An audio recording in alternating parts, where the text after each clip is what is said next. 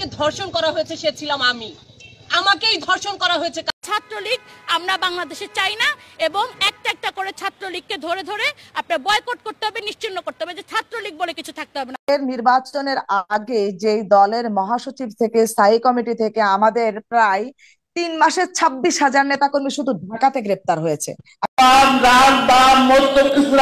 সব এক কাতারে আসতে হবে এবং এই সরকার এই ব্রিটিশ সরকারের বিরুদ্ধে লড়াই করতে হবে, যেখানে সব নিয়ে যাওয়াই।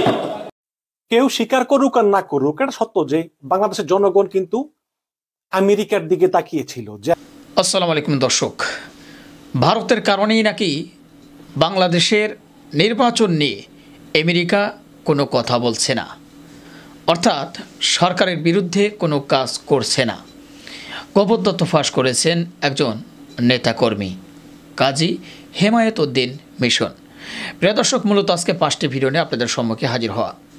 বাংলাদেশের জমিন থেকে ছাত্রলীগ উৎখাত করতে হবে এবং কি এক একটা ছাত্রলীগ ধরে ধরে ছাত্রলীগ নিঃশেষ করে দিতে হবে, এমন একটি হুঙ্কার দিয়েছে একজন মেয়ে, মুহূর্তেই সোশ্যাল মিডিয়ায় ভাইরাল।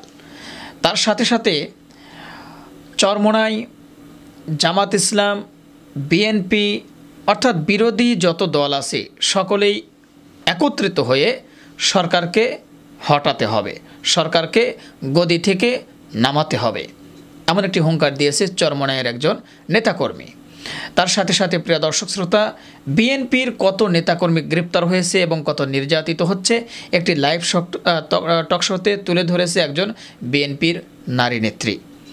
সর্বশেষ আরও একটি ভিডিও ফুটেজ আপনাদের সাথে শেয়ার করব, সেটি হলো একজন মেয়ে ধর্ষণের প্রতিবাদ করতে গিয়ে এমন কিছু কথা বলেছে যেটা শুনে গোটা জাতি হতবাক হয়ে গিয়েছে।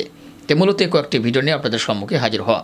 তো চলুন সর্বপ্রথম আগে দেখে আসি একজন মেয়ে ধর্ষণের প্রতিবাদ করতে গিয়ে কি কথাগুলো বলেছে, চলুন দেখে আসি। যাকে ধর্ষণ করা হয়েছে সে ছিলাম আমি, আমাকেই ধর্ষণ করা হয়েছে, কারণ তার শারীরিক অবয়ব আর আমার অবয়বের মধ্যে কোনো পার্থক্য নাই। আগে যাকে ধর্ষণ করা হয়েছিল সেও ছিলাম আমি। বারবার আমার শরীরকেই কেন বেছে নেওয়া হয়েছে? আমি তো পতিতালয়েও আছি। আসুন, আপনি ভদ্রভাবে আপনার জন্য, আপনি পতিত হতে চান, আপনার জন্য পতিতালয় আছে। বিশ্ববিদ্যালয়ে কেন আপনি যান ভদ্রভাবে আপনার যৌন আকাঙ্ক্ষা মেটানোর জন্য? আপনার জন্য তো রাষ্ট্র ব্যবস্থা করেছে, তাহলে বিশ্ববিদ্যালয়ে কেন কেন আপনারা? আমি এই ছাত্রের শিক্ষক হতে চাই না। আমি এই প্রশাসনকে বলতে চাই, যারা আছেন, আমার ছাত্রদের জন্য নিরাপদ একটা ক্যাম্পাস চাই। বেগম রোকেয়া অনেক আগেই বলে গেছেন যে কার জন্য আসলে আমরা খুব শান্তভাবে সুষ্ঠুভাবে বিচরণ করতে পারছি না। যারা বিরক্ত করছে, সে হতে পারে নারী, হতে পারে পুরুষ, ধর্ষকের আসলে কোনো লিঙ্গ হয় না। যে করবে, যে সমস্যা করবে, তারই আসলে বিচার হওয়া উচিত। সেটা যদি আমি করি, আমার জন্য যদি এই বিশ্ববিদ্যালয়ে ছাত্রদের বিচরণের জন্য যদি সমস্যা তৈরি হয়, তাহলে আমাকেও বিচারের আওতায় আনা হোক। আমি এটাই বলতে চাই যে আপনারা পতিতালয়ে যান, এই বিশ্ববিদ্যালয়ে না। এই বিশ্ববিদ্যালয় আসলে এই ধর্ষকের কোনো জায়গা না এবং কখনোই হওয়া উচিত না, আমরা সেটা মানবো না। আমি একজন শিক্ষক হিসেবে বলছি, তোমাদের এই আন্দোলনে আমি প্রয়োজন শহীদ হয়ে যাব। তোমরা একটা ডাক যাও, এই ক্যাম্পাসে কোনো অবৈধ অছাত্র থাকবে না, এই হলে কোনো অবৈধ অছাত্র থাকবে না, এই ক্যাম্পাসে কোনো ধর্ষণকারী থাকবে না, এই ক্যাম্পাসে কোনো চাঁদাবাজ থাকবে না, এই ক্যাম্পাসে কোনো মাদক ব্যবসায়ী থাকবে না, এই ক্যাম্পাসে যেসব প্রবস অছাত্রদের দিয়ে হল চালায় তাদের প্রবস হওয়ার কোনো অধিকার নাই। আমি যখন ফার্স্ট ইয়ারের শিক্ষার্থী ছিলাম, আমাদের বিভাগের, আমি নাম বলতে যাচ্ছি না, এবং সে এখন আমাদের সাথে উপস্থিত আছে এখানেই, আমাকে রাত 12:30টার সময় মেসেজ করেছিল যে পৃথিবীর সব থেকে সুস্বাদু মাংস কার? নারী। এবং সেটার প্রতিবাদে আমি তখন প্রথম বর্ষের শিক্ষার্থী হিসেবে কোন রকম প্রতিবাদ করতে পারিনি, কিন্তু আজকে যেহেতু আমি স্নাতকোত্তর পর্যায়ে আছি, আমি এই অভিজ্ঞতাটা আমি আপনাদের সামনে তুলে ধরছি। আমরা যদি বিশ্ববিদ্যালয়ের পর্যায়ে এসেও এই মানবিক কথা চর্চা করতে না পারি, আমার মনে হয় আমাদের এই বিশ্ববিদ্যালয়ে আসাটা ঠিক না। প্রিয় দর্শক শ্রোতা, আপনারা দেখলেন এবং সেই মেয়ের কথাগুলো শুনলেন। অবশ্যই আপনাদের মূল্যবান মতামত ভিডিওর কমেন্ট বক্সে জানাতে ভুলবেন না। ইতিমধ্যে কিন্তু আমরা দেখতে পাচ্ছি বা জানতে পেরেছি যে বাংলাদেশের অনেক জায়গায়, অনেক জেলায় আমাদের মা বোনেরা ধর্ষণের শিকার হচ্ছে। মানুষরূপী কিছু হায়না জানোয়ার যারা এই মা বোনদেরকে ধর্ষণ করছে। যেমন কয়েকদিন আগেও ধর্ষিত হয়েছে আপনার ঘরে শীত কেটে মা মেয়েকে ধর্ষণ করেছে একজন আওয়ামী লীগ নেতা, এবং ছাত্রলীগের একজন নেতাকর্মী জাহাঙ্গীরনগর বিশ্ববিদ্যালয়ে ধর্ষণ করেছে। এটাও কিন্তু সোশ্যাল মিডিয়া ভাইরাল হয়েছিল। তো যাই হোক প্রিয় দর্শক শ্রোতা, চলুন আমরা দ্বিতীয় নম্বর ভিডিও ফুটেজ আপনাদের সাথে শেয়ার করে নিয়ে আসি। বাংলাদেশ থেকে সকল প্রকার ছাত্রলীগ নেতাদেরকে উৎখাত করতে হবে এক এক করে ধরে ধরে। চলুন আরও একজন নারীর কথাগুলো শুনে আসি। ছাত্রলীগ আমরা বাংলাদেশে চাই না এবং একটা একটা করে ছাত্রলীগকে ধরে ধরে আপনার বয়কট করতে হবে, নিশ্চিহ্ন করতে হবে, যে ছাত্রলীগ বলে কিছু থাকতে হবে না। যেই সরকার আমার নিরাপত্তা আমার ঘরের ভিতর দিতে পারে না, আমার ঘরের ভিতরে শীত কেটে লোক ঢুকে আমাকে ধর্ষণ করে, সেই সরকার দিয়ে, সেই আইন শৃঙ্খলা বাহিনী দিয়ে, সেই আইন দিয়ে, সেই কোর্ট দিয়ে আমি কি করব? আমি কি পানি খাবো সেই সরকার দিয়ে? সুতরাং আপনারা আপনাদের এইসব এই ভোট খেলা, তারপরে গণতন্ত্রের খেলা, মুখে মুখে এইসব কথা বাদ দিয়ে আসলে কাজ করে দেখান। আমরা মেয়েরা বলবো যে এই কয়েকদিন পরে দেখবেন ওই আগের যুগে পড়ে যেতে, আইএমএ জাহেলিয়াতে পৌঁছায় যেতে হবে। মেয়ে বাচ্চা জন্ম নিলে মুখে লবণ দিয়ে কবর দিয়ে দিতে হবে, কারণ এই মেয়ে বাচ্চাটাকে রাখা মানে হলো একটা ঘরের ভিতরে অনিরাপত্তার একটা বোঝা রাখা, যে আপনি কখন যে কিসের শিকার হবেন। বাবারাও তো এটাতে এফেক্টেড, বাবারা চিন্তা করবে আমার মেয়েটা কখন এখানে হয়ে যাবে, তাহলে আমরা কি সেখানে চলে যেতে চাচ্ছি? প্রিয় দর্শক শ্রোতা, তার কথাগুলো আপনারা শুনলেন, আপনাদের মূল্যবান মতামত জানাতে ভুলবেন না। এবার আমরা 3 নম্বর ভিডিও ফুটেজ আপনাদের সাথে শেয়ার করব। সেটি হলো বিএনপির কত নেতাকর্মীরা গ্রেপ্তার হয়েছে এবং তাদের কি অবস্থা, করুণ পরিস্থিতি তুলে ধরেছেন একজন সাহসী নারী লাইভ টক শোতে। চলুন 3 নম্বর ভিডিওটি দেখে আসি। নির্বাচনের আগে যেই দলের মহাসচিব থেকে স্থায়ী কমিটি থেকে আমাদের প্রায় 3 মাসে 26,000 নেতাকর্মী শুধু ঢাকাতে গ্রেপ্তার হয়েছে। আমি শুধু আপনাকে ঢাকার রিপোর্টটা বলছি। ওদের উপর টিয়ার শেল মারা হয়েছে, খুন করা হয়েছে, হত্যা করা হয়েছে, মামলা করা হয়েছে, নির্যাতন করা হয়েছে। 1,500 আমাদের যে আওয়ামী লীগের মহিলা নারী নেত্রীদের ফর্ম কেনা হয়েছে। তারা হয়তো নারী কোটায় এমপি হতে চাচ্ছেন। এত ফর্মের ভিড়ে বিএনপি কে মনে রাখার আসলে ওনারই বা সময় কতটুকু। যাই হোক, বিএনপি আসলে ওনাদের চিন্তার ঊর্ধ্বে, যেভাবে দেখেন না কেন। বিএনপি কে নিয়ে ভাববার কিংবা চিন্তা করবার ওনাদের যে জায়গাটা ছিল এটা আসলেই নাই। বিএনপি এখন অনেক ঊর্ধ্বে। এই জন্যই বলছি, বিএনপি জনগণের ম্যান্ডেট যেটা পাওয়ার কথা ছিল সেটা 7 জানুয়ারিতে পেয়ে গেছে। তারুণীর অহংকার জনাব তারেক রহমান পুরো বাংলাদেশের প্রতি আহ্বান জানিয়েছিলেন যে 7 জানুয়ারি যে নির্বাচন, অবৈধ নির্বাচন, সেই নির্বাচনের জন্য জনগণ না যান এবং ভোট বর্জন করেন। সেটা জনগণ সাড়া দিয়েছে এবং আমাদের সাথে একাত্মতা করে তারা কিন্তু ভোট বর্জন, আপনারা জানেন, পুরো বাংলাদেশে প্রায় 5% ভোটও পড়েনি। তো এখানে বাংলাদেশ জাতীয়তাবাদী দলটার অনেক বড় একটা প্রাথমিক বিজয় হয়ে গেছে। আর আন্দোলন কিংবা সফলতা কিংবা ব্যর্থতা, আওয়ামী লীগ কত বছর পরে ক্ষমতায় এসেছিল এটা কিন্তু আমরা সবাই জানি। আওয়ামী লীগের ওই ব্যর্থতার ভিড়ে কতবার তাদের দলটা ভেঙেছিল সেই চিত্রটাও কিন্তু আমরা জানি। আপনি দেখেন, আমাদের তারুণীর অহংকার তারেক রহমান মিথ্যা মামলায় বিদেশে আছেন। দেশনেত্রী বেগম খালেদা জিয়া বাংলাদেশের আইন অনুযায়ী ওনার যে বয়স এবং ওনার যে রাজনৈতিক ওনার যে অবস্থান, সেই দুটো বিষয় বিবেচনা করলে উনি কিন্তু অনেক আইনি যত সুবিধাগুলো আছেন উনি খুব সহজে সেই সুবিধাগুলো পাওয়ার কথা, তাকে সেগুলো দেওয়া হচ্ছে না। তাহলে দলটা চালাচ্ছে কে? দলটা চালাচ্ছে মহাসচিব কিংবা অন্যরা, এবং তারেক রহমানের নির্দেশে সেটা চলছে। বিদেশে থেকেও কিন্তু উনি যেভাবে সংগঠনকে চালাতে চেয়েছেন, যেভাবে দলকে চালাতে চেয়েছেন, দল কিন্তু সেভাবেই চলছে এবং সেভাবে কাজ করছে। এখনো কিন্তু বিএনপিতে ফাটলের কিংবা ভাঙনের কোনো সুর আওয়াজ নাই। আওয়ামী লীগের ক্ষমতায় আসার আগ পর্যন্ত তাদের যে যুদ্ধটা করতে হয়েছে, তাদের তো ভালো করে বোঝার কথা বিএনপি সফল নাকি ব্যর্থ। বিএনপির সফলতা ওনারা দেখেও না দেখার ভান করছে। আপনারা যতই বলেন, ইন্টারন্যাশনালি যদি আমি বলি, আন্তর্জাতিকভাবে ওরা যতই গল্প ছাড়ুক, ওনাদের এই নির্বাচনকে কি বৈধতা দিয়েছে সাগর ভাই? দেয়নি। 8 জানুয়ারি এবং সম্ভবত 9 জানুয়ারি চিঠি হচ্ছে ওবায়দুল কাদের আজকে বাইডেনের চিঠি নিয়ে আপনাদেরকে বা জনাব রুহুল কবির রিজভী বা আপনাদেরকে উদ্দেশ্য করে বলেছেন যে আপনাদের তো রাজনীতি, শেষ রাজনীতি যেটা করতেন আপনারা যুক্তরাষ্ট্র নিয়ে, সেটিও এখন আর বলবার বা করবার সুযোগ নেই, কারণ বাইডেন সর্বোচ্চ নেতা যিনি যুক্তরাষ্ট্রে, তিনি তো চিঠি দিয়েছে এবং শেখ হাসিনার সাথে কাজ করবার একটা ইচ্ছা প্রকাশ করেছে সেখানে। আমি কিভাবে ওদের এটাকে আসলে বিশ্বাস করবো আপনি আমাকে বলেন তো? এই পর্যন্ত অনেকবার জাতিসংঘ থেকে বিভিন্ন জায়গা থেকে তারা অপপ্রচার চালিয়েছে যে তারা নির্বাচনকে বৈধতা দিয়েছে, অনেক কিছু বলেছে। কিছুদিন পর আমরা আবার দেখেছি যে সেইখান থেকে আবার এটার পাল্টা রিয়াকশন এসেছে যে ওনারা এই বিষয়ে অবগত না। আর যদি বলেও থাকে, সেটা নিয়ে আমাদের আপাতত মাথা ব্যথা নাই। যুক্তরাষ্ট্র কিংবা যুক্তরাজ্য কিংবা অন্যান্য দেশ, মানবাধিকার সংস্থাগুলো এই ভোটের যে চিত্রটা সেটা খুব ভালোভাবে ব্যাখ্যা দিয়েছে। ওরাও আমাদের বিরুদ্ধে অনেক অপরাজনীতি করার চেষ্টা করেছে। বাট বাংলাদেশের জনগণ, আপনি বলেন, বাংলাদেশের জনগণ সেই থেকে এই পর্যন্ত বিএনপিকে সাপোর্ট করছে। বিএনপিকেই তারা একমাত্র ভরসা করছে যে গণতন্ত্র পুনরুদ্ধারে যে যুদ্ধটা হচ্ছে, সেই যুদ্ধ বিএনপির হাত ধরেই ফেরত আসবে। এই বিশ্বাসটা কিন্তু জনগণ এখনো করছে এবং আমরা বিশ্বাস করি জনগণের যে চাওয়া, জনগণের যে দাবি, আমরা মোটেও ব্যর্থ হইনি। এজন্য বলছি, আপনি আমাদের বিগত আন্দোলনগুলোর দিকে তাকিয়ে দেখেন, আমাদের উপচে পড়া ভিড় ছিল। ওরা আমাদেরকে বারবার প্রত্যেকটা সমাবেশে বাধা দেওয়ার চেষ্টা করেছে। 2 দিন 3 দিন আগে থেকে কিন্তু আমাদের নেতাকর্মীরা, জনগণ সেখানে শতভাগ সফল করার জন্য আগে থেকে অবস্থান নিয়েছে। ওদের উপর টিয়ার শেল মারা হয়েছে, খুন করা হয়েছে, হত্যা করা হয়েছে, মামলা করা হয়েছে, নির্যাতন করা হয়েছে। এমনকি প্রত্যেকটা মানুষের যারা ঢাকায় আসছে নির্বাচন বা অন্যান্য জায়গায় যেখানে আমাদের সমাবেশ স্থলে নির্বাচনের পর বলতে যাচ্ছে আপনারা নির্বাচনে হেরে এখন রাজপথে আন্দোলনে ব্যর্থ হয়েছে। নির্বাচনের পরবর্তীকালে আসলে আপনি তো রাজপথে সময় আপনাকে দেখা যায়, আপনাদের যে নেতাকর্মী রয়েছে তাদের মধ্যে হতাশা কতটুকু রয়েছে, আশার আপনি আমাকে বলেন সেটার উপরে কতটুকু? আপনি বলেন যেই দলের নির্বাচনের আগে যেই দলের মহাসচিব থেকে স্থায়ী কমিটি থেকে আমাদের প্রায় 3 মাসে 26,000 নেতাকর্মী শুধু ঢাকাতে গ্রেপ্তার হয়েছে। আমি শুধু আপনাকে ঢাকার রিপোর্টটা বলছি। আপনি আমাদেরকে কিভাবে বলছেন আমরা ব্যর্থ হয়েছি?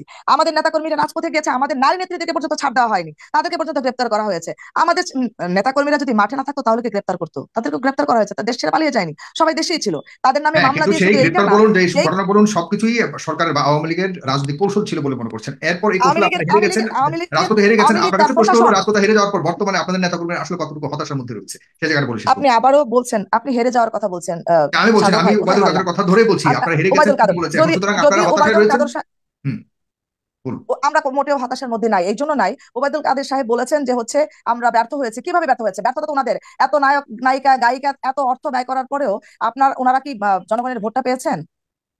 চুরির খেতাব তাদের গায়ে লেগেই আছে। তারা যে অবৈধভাবে ক্ষমতায় এসছে এটা পুরো বিশ্ব দেখেছে, পুরো বিশ্বের কাছে সেই রিপোর্টটা আপনারা জানেন, মানবাধিকার থেকে শুরু করে প্রত্যেকটা জায়গা থেকে তাদের এই অবৈধ নির্বাচনের চিত্রটা কিন্তু বলা হয়েছে। তাহলে ব্যর্থতাটা কার? ব্যর্থতা আমরা হবো কেন?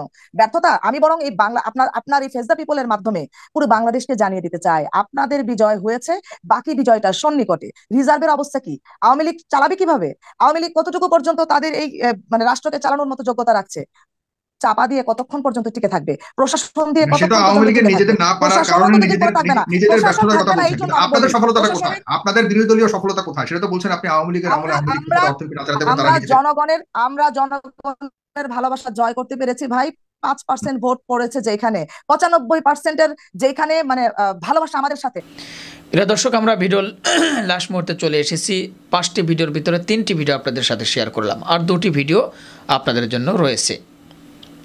এবার হলো জামাত ইসলাম, চরমোনাই, বিএনপি অর্থাৎ বিরোধী সকল দল নেতাকর্মীরা একত্রিত হতে যাচ্ছে সরকারকে হটানোর জন্য, এবং আহ্বান জানিয়েছে চরমোনাইয়ের পক্ষ থেকে। চলুন ভিডিওটি দেখলেই বুঝতে পারবেন, চলুন দেখে আসি। সব একসাথে আসতে হবে এবং এই সরকার এই ব্রিটিশ সরকারের বিরুদ্ধে লড়াই করতে হবে, যেখানে সব দিয়ে যাওয়াই হবে। একে আর ক্ষমতায় রাখা যাবে না। আমাদের দেশের জন্য, স্বাধীনতার জন্য, মানবতার জন্য সে একটা আমাদের এখন বিশ্বর একটা সবচেয়ে বড় মারাত্মক ক্ষতি হবে। এখন সবাই ঐক্যবদ্ধ হতে হবে। আগে আমাদের এই ফ্যাসিস্ট সরকারকে ক্ষমতা থেকে বের করতে হবে। এভাবে আমরা সবাই একমত আছি কিনা? তাহলে আসুন আমরা দল মত নির্বিশেষে, ধর্ম বর্ণ নির্বিশেষে আমরা এক হয়ে ঐক্যবদ্ধ হয়ে এই সরকার, এই ফ্যাসিস্ট আওয়ামী লীগ সরকারকে গতিবিধি হলো আমরা দেখাই দেবো এদেশে হক পন্থী, মানবতা পন্থী এবং এদেশে বীর আছে। এই ভারতের যুদ্ধ করে আমরা দেখাই দেবো যে এই দেশ আমার, আমরা আমাদের মতো চলবো। শিক্ষা ব্যবস্থাকে মুসলমানকে নিয়ে পড়ার হাতে অনুযায়ী আমরা পরিচালিত করবো। রাষ্ট্রবাদকে দূর করে আমরা এদেশকে একটা সুন্দর, শোষণ মুক্ত, দুর্নীতি মুক্ত এবং ধর্ষণ মুক্ত, চুরি মুক্ত, ঘুষ মুক্ত সব থেকে সুন্দরভাবে একটা দেশ করতে হলে আমাদের ইসলামী শাসন সারা কোনো বিকল্প নাই। তাকে আমরা বাস্তবায়ন করে দেখাই যেটা আমরা পারবো। তাকে ধাক্কা দিতে হবে, সবাই ঐক্যবদ্ধ হতে হবে, মহিলা আসতে হবে, তাকে ধাক্কা দিতে এই সরকারকে নামাইতে হবে। আর কোনো কথা নাই। আমরা এক হাতে এই মঞ্চকে ধরে আমরা পারবো ইনশাআল্লাহ বলে যে ভারত যে স্বাধীনতার পক্ষে আমাদের সাহায্য করছে, আমাদের এক বক্তব্য স্পষ্ট বলে দিয়েছে সেটা ভারতের স্বার্থের কারণে আমাদের সাহায্য, বাংলাদেশের স্বার্থের জন্য নয়। আমরা বলতে চাই যে আমরা যদি দেখি যে 53 বছর ভারত আমাদের কি দিয়েছে আর কি দিয়েছে হিসাবের কি না, আমরা কি পাইছি ভারত থেকে আর কি পাই না, দেখতেছি যে ভারত আমাদের থেকে নিতেছে, এই পর্যন্ত দেশে কি এর কোনো প্রমাণ আমরা দিতে পারবো না। যারা ভারতের পক্ষে কাজ করে, দালালি করে বাংলাদেশে বসে, তারাও দিতে পারবে না। ভারত তার স্বার্থ ছাড়া কিছু বোঝে না। আমরা যদি দেখি যে আজকাল শিক্ষা ব্যবস্থা, আজকাল দুর্নীতিতে মহামারী আকার ধারণ করছে বাংলাদেশ। আপনি দেখেন এরপরে আসেন নির্বাচনকে তামাশা ও প্রহসনে পরিণত করছে এই সরকার। সংক্ষেপে সবগুলো যদি বলি, 2014 নির্বাচন বিনা ভোটের নির্বাচন, 2018 নির্বাচন দিনের ভোট রাত্রে নির্বাচন করে গেছে, 24-এর 7ই জানুয়ারি নির্বাচন, সেটা ভোট শূন্য, 2% ভোটার হাজির হয় নাই। সেখানে ভোট ক্ষেত্রে দেখা যায় পশুপালক কোনো মানুষ নেই, খালি আপনার পার্বত্য চট্টগ্রামের কোনো সেখানে একটা ভোটও করে না, একটা ভোটও করে না। সেইটু এটা একটা মানে এই যে বর্তমান শেখ হাসিনা সরকার, সে কিভাবে শয়তানি, ধোঁকাবাজি, মিথ্যা, যেটা আবার দাদা বলছে যে শয়তানির সব পূর্ণ গুণগান এবং যত সেবাত সবই আওয়ামী লীগের ভিতরে আসছে। প্রিয় দর্শক শ্রোতা, দেখলেন এবং তার কথাগুলো শুনলেন। আপনাদের মতামত জানাতে ভুলবেন না। মাঝখানে একটি কথা বলে নিচ্ছি, সেটি হলো যারা এখন পর্যন্ত আমাদের চ্যানেলটি সাবস্ক্রাইব করেনি, প্রতিনিয়ত এই ধরনের সকল প্রকার নিত্য নতুন আপডেটগুলো পেতে আমাদের চ্যানেলটি সাবস্ক্রাইব করে আমাদের সাথেই থাকবেন। যারা সাবস্ক্রাইব করেছেন তাদেরকে অসংখ্য ধন্যবাদ। চলুন, হেমায়েতুদ্দিন মিশন, অর্থাৎ উনি বক্তব্য দিচ্ছে যে বাংলাদেশের নির্বাচন যে হয়ে গেল, সকলেই তাকিয়েছিল আমেরিকার দিকে যে হয়তো যুক্তরাষ্ট্র বিরোধী দলের সাথে থাকবে বা বাংলাদেশের নির্বাচন নিয়ে তারা মুখ খুলবে বা কঠিন হুঁশিয়ারি দিবে, তারা শক্ত হবে, কিন্তু কিছুই করলো না কেন? পিটার হাস নির্বাচনের আগে ভারত সফর করেছিল, দিল্লি সফর করেছিল, তাহলে কি সেটাই ছিল মূল কারণ? প্রিয় দর্শক, চলুন হেমায়েতুদ্দিন মিশনের বক্তব্যটি শুনে আসি। কেউ স্বীকার করুক আর না করুক, এটা সত্য যে বাংলাদেশের জনগণ কিন্তু আমেরিকার দিকে তাকিয়েছিল যে আমেরিকা একটা কিছু করবে। এবং সেই 2021 সাল থেকে যদি আমরা শুরু করি, আমেরিকার একের পর এক যে অ্যাকশনগুলো তারা নিয়েছে, র্যাবের উপর নিষেধাজ্ঞা, ভিসা নিষেধাজ্ঞা, একের পর এক মার্কিন কর্মকর্তারা বাংলাদেশ সফর করে সুষ্ঠু নির্বাচনের জন্য চাপ দিয়েছে, মানবাধিকার রক্ষার জন্য চাপ দিয়েছে, লেভেল প্লেইং ফিল্ডের জন্য চাপ দিয়েছে। তো আমরা মনে করেছিলাম যে নির্বাচনের পরে হয়তো আমেরিকা কিছু একটা করবে, কিন্তু দুর্ভাগ্যজনক হলেও সত্য যে আমেরিকা কিছুই করেনি। এবং আপনারা জানেন যে 2014 সালে 18 সালে কিন্তু আমেরিকা চেষ্টা করেছিল যে বাংলাদেশে একটা সত্যিকারের গণতন্ত্র ফিরিয়ে আনার জন্য, কিন্তু বলা হয়ে থাকে যে ভারতের কারণেই বা ভারতের চাপেই তারা এটা করতে পারেনি। কিন্তু আমরা আশায় বুক বেঁধেছিলাম যে এবার অন্তত মার্কিন রাষ্ট্রপতি পিটার হাস কিছুটা করবে। কিন্তু আপনারা জানেন যে পিটার হাস নির্বাচনের 1 সপ্তাহ আগে তিনি দিল্লি সফর করেছিলেন, এবং দিল্লি সফর করে অনেকেই মনে করেন যে পিটার হাস দিল্লি কর্তৃক ম্যানেজ হয়ে গিয়েছেন। দর্শক, শুধু আমিই না, আরো অনেকেই আমরা যুক্তি দিয়েছিলাম যে আমেরিকা যখন বাংলাদেশের বিষয় তাদের পররাষ্ট্রনীতি নির্ধারণ করেছিল, তখন তারা কি জানতো না যে তাদের গৃহীত যেই নীতি শেখ হাসিনার বিরুদ্ধে, এগুলো ভারত পছন্দ করবে না? অবশ্যই জানতো। এবং জেনে শুনে যেহেতু আমেরিকা এই শেখ হাসিনার বিরুদ্ধে একের পর এক পদক্ষেপ নিচ্ছে, সেহেতু আমেরিকা আর পিছু হটবে না। কিন্তু দুঃখজনক হলেও সত্য যে অন্তত এখন পর্যন্ত যা মনে হচ্ছে যে আমেরিকা কিছুটা পিছু হটে গিয়েছে। যেই সব দেশগুলোতে, বিশ্বের যেসব দেশগুলোতে নির্বাচনে জালিয়াতি হয়েছে, স্বৈরাচার ক্ষমতায় আবার এসেছে, সেখানেই আমেরিকা কিন্তু পদক্ষেপ নিয়েছে। কোনোটাতে 1 মাস পরে নিয়েছে, 1 সপ্তাহ পর নিয়েছে, 6 মাস পর নিয়েছে, 1 বছর পর নিয়েছে। যেমন নিকারাগুয়াতে, কম্বোডিয়াতে তারা যেই কয়জনের উপর ভিসা নিষেধাজ্ঞা দিয়েছে, তাদের নাম প্রকাশ না করলেও সংখ্যাটা প্রকাশ করেছে যে আমরা 100 জনের উপর দিয়েছি, 200 জনের উপর দিয়েছি বা 300 জনের উপর দিয়েছি। কিন্তু বাংলাদেশে নাম তো প্রকাশ করা দূরে থাক, সংখ্যা প্রকাশ করা দূরে থাক, তারা এই পর্যন্ত কোনো ঘোষণাই দেয়নি। উপরন্তু আমরা দেখলাম যে গত পরশুদিন জো বাইডেন শেখ হাসিনাকে চিঠি লিখেছেন, অভিনন্দন না জানালেও সরকারের সঙ্গে কাজ করবেন বলে আশাবাদ ব্যক্ত করেছেন। আবার আজকে দেখলাম যে ব্রিটিশ প্রধানমন্ত্রী ঋষি সুনাক তিনি তাকিয়েছিলেন আমেরিকার দিকে। যেহেতু আমেরিকা চিঠি লিখেছে, ঋষি সুনাকও ঠিক ওই ভাষায় চিঠি লিখেছেন, শেখ হাসিনাকে অভিনন্দন না জানালেও যুক্তরাজ্য শেখ হাসিনার সঙ্গে কাজ করবেন। এবং বলা হয়ে থাকে যে ইংল্যান্ডে যেসব অবৈধ অধিবাসী আছে বাংলাদেশি বংশোদ্ভূত, শেখ হাসিনা জিতলে তাদেরকে ফিরিয়ে নিবেন বলে প্রতিশ্রুতি দিয়েছিলেন। এখন ঋষি সুনাক সেটার বাস্তবায়ন চায়, মানে সবাই সবার স্বার্থে দিকে গেছে, যেটা আসলে খুবই কষ্টদায়ক। উইলসন সেন্টারের পরিচালক, দক্ষিণ এশিয়া এলাকার পরিচালক মাইকেল কুগেলম্যান, তিনি একটা বিশ্লেষণ দিয়েছেন।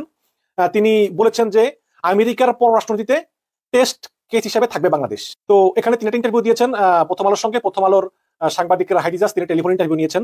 সেখানে মাইকেল কুগেলম্যান বলেছেন যে অবাধ এবং সুষ্ঠু নির্বাচন নিশ্চিত করতে আমেরিকা যথাসাধ্য চেষ্টা করেছিল, কিন্তু আমেরিকা কেন তাদের এই লক্ষ্য অর্জনে ব্যর্থ হয়েছে সেটা দুই দেশের পটভূমি থেকেই দেখা যেতে পারে। আমেরিকার পটভূমি থেকে দেখতে চাইলে লক্ষ্য করবেন যে আমেরিকা অনেকবারই বিভিন্ন দেশে নীতিগত অবস্থানের প্রতিফলন ঘটাতে নানা রকম হস্তক্ষেপ নিয়েছিল, নানা রকম পদক্ষেপ নিয়েছিল। এসব ক্ষেত্রে ব্যর্থতার অনেক দৃষ্টান্ত কিন্তু আমেরিকা রয়েছে। কাজেই যে কেউ চাইলেই বাংলাদেশের নির্বাচন নিয়ে আমেরিকার সর্বশেষ অবস্থানকে আরেকটি ব্যর্থতা দৃষ্টান্ত হিসেবে দেখতে পারে। তো মাইকেল কুগেলম্যান বলেছেন যে প্রধানমন্ত্রী শেখ হাসিনা আমেরিকা চাপের বিষয়ে তার অস্বস্তি খোলামেলাভাবে প্রকাশ করেছেন। আসলে তো করেছেন, শেখ হাসিনা তো অনেকবারই আমেরিকার বিরুদ্ধে নিষেধাজ্ঞা করেছেন এবং আমেরিকার নীতিগত নানা ভূমিকা নিয়ে তিনি তার অস্বস্তি কথা জানিয়েছেন। আবার এটাও অস্বীকার করার উপায় নেই যে আওয়ামী লীগ যে কোনো মূল্যে ক্ষমতায় থেকে যাওয়ার বিষয়ে মরিয়া ছিল এবং রাজনীতির মাঠে সবার জন্য সমান সুযোগ থাকলে, নির্বাচন অবাধ এবং সুষ্ঠু হলে এবং কোনো সহিংসতা না হলে এবং ভোটে কারচুপি না হলে বিএনপির ক্ষমতায় ফেরার পথ সুগম হতো বলে মাইকেল কুগেলম্যান মনে করেন। এবং বিএনপি ক্ষমতা এলে প্রতিহিংসা পরায়ণ হয়ে উঠবে বলে আওয়ামী লীগ প্রচার করেছিল। এমন পরিপ্রেক্ষিতে আওয়ামী লীগ আমেরিকার মতো গুরুত্বপূর্ণ বাণিজ্য অংশীদারের চাপ উপেক্ষা করেই নির্বাচন করতে এবং ক্ষমতা থাকতে শেখ হাসিনা যে কোনো ভাবেই হোক মরিয়া হয়ে উঠেছিল এবং বাস্তবে তাই ঘটেছে। এবং তিনি আরো বলেন যে বাংলাদেশের সঙ্গে সম্পর্কের বিষয়ে আমেরিকান সরকার যথেষ্ট সতর্ক থাকবে। ভূরাজনৈতিক প্রতিযোগিতার পরিপ্রেক্ষিতে বাংলাদেশের অবস্থানকে বিবেচনায় নিয়ে আমেরিকা কোনো ঝুঁকি নিবে না। আমেরিকা এমন কিছু করবে না যা বাংলাদেশকে আরো বেশি মাত্রায় চীন এবং রাশিয়া কিংবা উভয় দেশের প্রতি ঘনিষ্ঠ হতে বাধ্য করবে, তা বুঝলাম। কিন্তু যখন নির্বাচনের আগে এত বড় বড় কথা বলেছিলেন তখনই মনে ছিল না? তিনি আরো বলেন যে বাংলাদেশের সঙ্গে সম্পর্কে ধারাবাহিকতা বজায় রাখতে চায় আমেরিকা, বিশেষ করে নির্বাচন নিয়ে আমেরিকার পররাষ্ট্র দপ্তরের তাৎক্ষণিক প্রতিক্রিয়া সেটা বেশ স্পষ্ট। এতে বলা হয়েছে যে মানবাধিকার ও গণতন্ত্রে গুরুত্ব অব্যাহত রাখবে। আরো অনেক কথা বলে সাক্ষাৎকারে, কিন্তু মানে যে গুরুত্বপূর্ণ কথাটা বলেছে সেটা হচ্ছে যে ভূরাজনৈতিক প্রতিযোগিতার কারণে বাংলাদেশে মূল্যবোধ ভিত্তিক পররাষ্ট্রনীতি এগিয়ে নেওয়া থেকে আমেরিকা পিছিয়ে আসতে বাধ্য হয়েছে। দেখুন, মূল্যবোধ ভিত্তিক পররাষ্ট্রনীতি থেকে আমেরিকা পিছিয়ে আসতে বাধ্য হয়েছে। নির্বাচন নিয়ে আমেরিকার অব্যাহত চাপ বাংলাদেশকে, মানে শেখ হাসিনাকে ক্ষুব্ধ করেছে, আর এই সুযোগ কাজে লাগিয়েছে চীন এবং রাশিয়া। তারা বোঝাতে পেরেছে যে মানবাধিকার এবং গণতন্ত্র বিষয় চাপ দিয়ে আমেরিকা বাংলাদেশের অভ্যন্তরীণ রাজনীতিতে নাক গলাচ্ছে। অন্য যে ভূরাজনৈতিক কারণে আমেরিকা পিছিয়ে এসেছে তা হলো ভারত আমেরিকার সম্পর্ক। দক্ষিণ এশিয়ার অনেক বিষয়ে এই দুই দেশ একে অন্যের চোখের ভাষা পড়ে নিজেদের অবস্থান বুঝে নেয়, কিন্তু বাংলাদেশের ক্ষেত্রে বিশেষ করে মানবাধিকার এবং গণতন্ত্র নিয়ে তাদের অবস্থান এক নয়। কারণ ভারত ক্ষমতাসীন আওয়ামী লীগের সঙ্গে নিবিড় সম্পর্ক রাখে, তাই আওয়ামী লীগের উপর আমেরিকার চাপ প্রকান্তরে ভারতকে উপেক্ষা করা বিবেচিত হয়েছে। এখন এই নির্বাচনোত্তর পরিস্থিতিতে আমেরিকা যদি পিছিয়ে আসে তবে তা ভারত এবং আমেরিকার মধ্যে গভীর সম্পর্ক তৈরি করবে। এটা কোনো কথা? মানে কুগলম্যান বলতেছেন যে এই যে আমেরিকা হাসিনাকে চাপ দিল না, এতে ভারত এবং আমেরিকার সম্পর্ক আরো নিবিড় হবে এবং দূরত্ব ঘুচবে। কিন্তু আমার কথা হচ্ছে যে আমেরিকা যখন একের পর এক পদক্ষেপ নিবে বলে জনগণকে আশ্বাস দিয়েছে, একের পরে কর্মকর্তা সফর করেছে, তখন কি আমেরিকার এগুলো মনে ছিল না যে ভারতের সঙ্গে আমাদের দূরত্ব বাড়বে হাসিনাকে চাপ দিলে? মনে ছিল তো, তাহলে এগুলো কেন করলো? বাংলাদেশের নির্বাচন নিয়ে আমেরিকার জোরালো অবস্থানের সঙ্গে ভারত একমত ছিল না। বাংলাদেশের অনেক পর্যবেক্ষক বিশ্বাস করেন যে ভারত শুধু বাংলাদেশের রাজনীতি নয়, বাংলাদেশ নিয়ে আমেরিকার দৃষ্টিভঙ্গির উপরও বেশ প্রভাব বিস্তার করেছে। ভারত যদি আমেরিকার উপর প্রভাব বিস্তার করে থাকে তাহলে আমেরিকা এত দীর্ঘ সময় জুড়ে কেন বাংলাদেশের গণতন্ত্রের বিষয়টি অব্যাহতভাবে বলে গিয়েছে? এটা তো আমারও প্রশ্ন। যদি ভারত চাপ করে করেই থাকে, এখন তো আর করি না, আগে থেকে তো করেছিল, তাহলে আমেরিকা কেন এই হাসিনা সরকারের ব্যাপারে কঠোরভাবে তাদের অবস্থা নির্বাচনের আগে নিয়েছে? নির্বাচনের কিছুদিন আগে থেকে বা তারপরে আমরা দেখতেছি না। কুগলম্যান বলেন যে গত 2-3 মাসে বাংলাদেশের মানবাধিকার ও গণতন্ত্রের বিষয়ে আমেরিকা আগের মতো অবস্থানে নাই।